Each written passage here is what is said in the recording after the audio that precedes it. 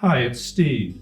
Today we'd like to show you how to change the dual element infinite switch on your range. It's a really easy repair. Let me show you how we do it. Now before we begin this repair, the first thing we'll need to do is to turn off power to the range.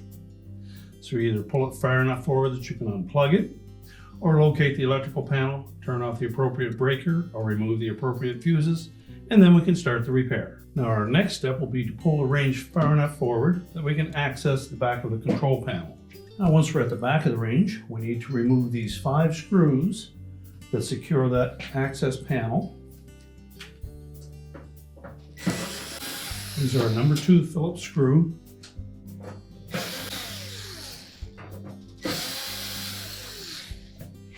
Just tilt that panel back a little bit and unlatch these 2 little tabs on the bottom, and then we'll set that aside. Next, we'll locate the control that we're going to replace. And the first thing we'll want to do is to take note of the wires that are attached to that control and what position they're in. Now, the easiest way to do that is to take a picture of it, and then we can refer to it when we go to connect those wires to a new control. Now, while the infinite switch is still attached to the console, we'll remove those wires. And if they're on there quite snug, take a pair of needle nose pliers, grasp the connector, not the wire, and pull them off.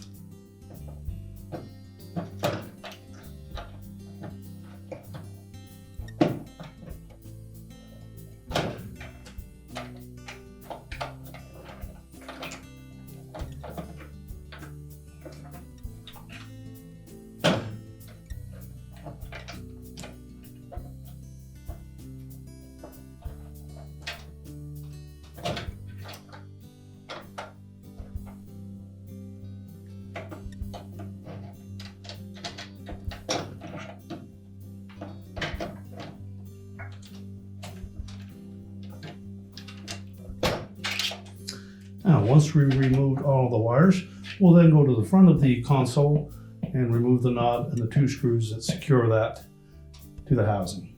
Just pull off the knob and then remove the 2 retaining screws.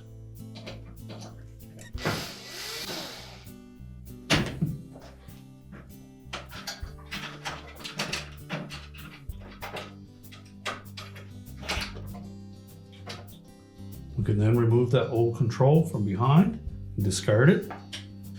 Now next we can either determine to attach the wires to the control first and then push it through the opening and mount it, or you can mount it on there first and then attach the wires while it is in place. So we'll go to the back of the range again. So now we can reattach the wires to the new control.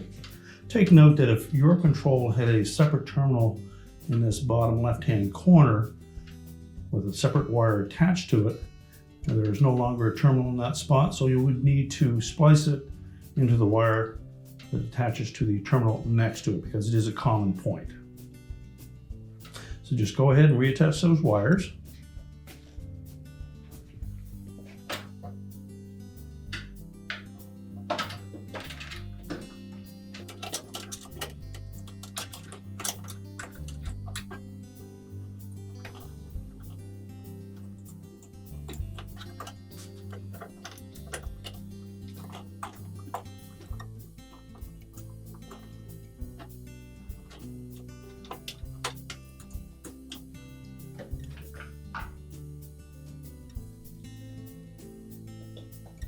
Now with all of the wires firmly attached, we can push that control through the opening, and then we'll go to the front of the console and reattach the retaining screws.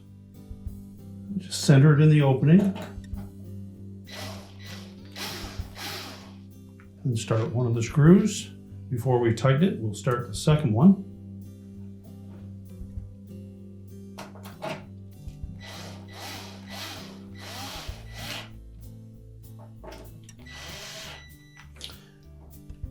Tighten both firmly. Now with the screws firmly attached, we're ready to reinstall the knob. And take note that that little spring clip should be on the bottom when it's in the off position.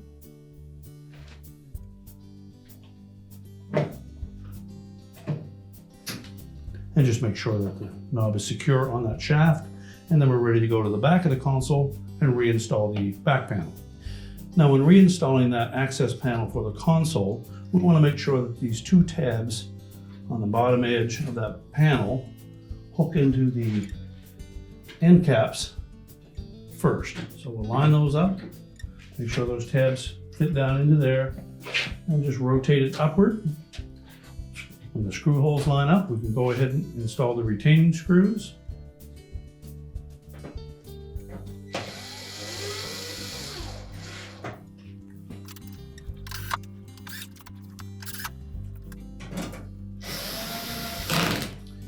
Now with that panel secure, we're ready to push the range back into place. We're now ready to push the range back into place, reconnect the power, and your repair is complete.